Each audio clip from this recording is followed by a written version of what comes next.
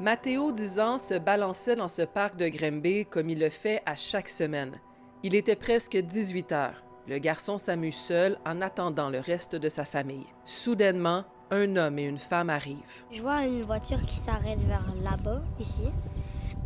Et après, il y a un gars qui sort d'une voiture. Après, j'arrête de me balancer.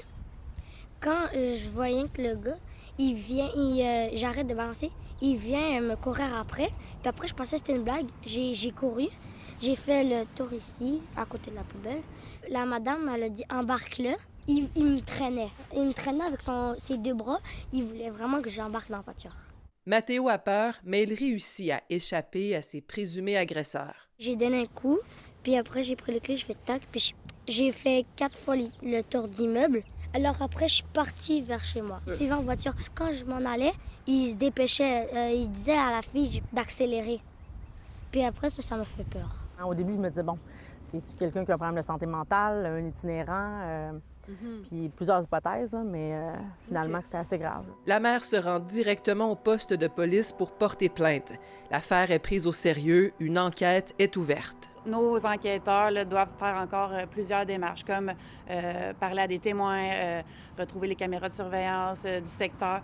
Donc, il y a encore plusieurs démarches à faire. Il s'agit d'un événement isolé, selon la police. Celle-ci tient toutefois à sensibiliser la population. On comprend l'inquiétude des parents qui est justifiée.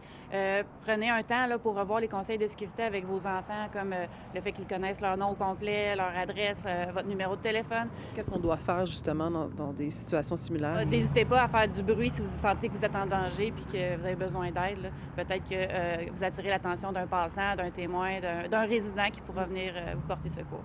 La panique, là, il me l'a dit, il m'a dit, écoute, maman, si j'étais restée comme ça, là, à pas me défendre, là, j'étais dans leur auto, puis tu saurais plus où je suis là, en ce moment. Fait que c'est sûr que c'est ça qui m'a affecté le plus. Là. Ça peut arriver très, très vite, puis on s'attend pas à ça en plein jour non plus. Là.